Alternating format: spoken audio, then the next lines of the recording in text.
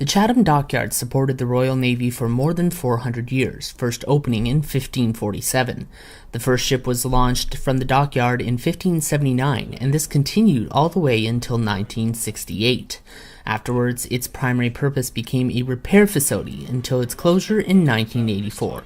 The Chatham Dockyard Charitable Trust eventually took over in April 1984 to preserve the site and educate the public, with several museums featuring various artifacts from the site's history.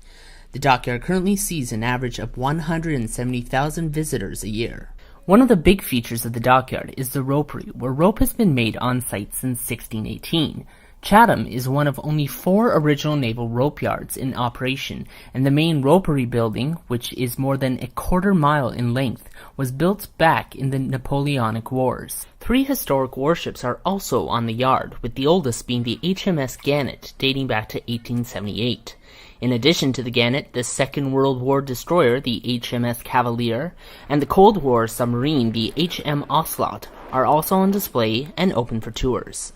Duty manager Scott Belcher says what draws many to the dockyard is the family connection. Particularly anybody who's sort of local southeast, if you trace your family back far enough, you'll find somebody who was in the Navy or who worked at the dockyard at some point. So there's that family connection, but then it's an interesting place for any period of history from the 1500s right the way up to the Cold War and the Falklands conflict in 1982.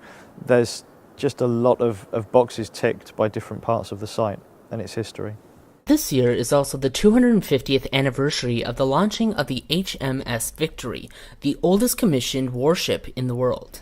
Pieces including the Victory's figurehead and a decorative sword are on loan, as is the Nelson bullet, which hit Vice Admiral Nelson on the ship's deck during the Battle of Trafalgar. Belcher says the dockyard is always bringing in new exhibits to bring in people from all over, including those who might not usually visit. It doesn't appeal to some people. I think it appeals more when they get here and they realise the scope of what we've got.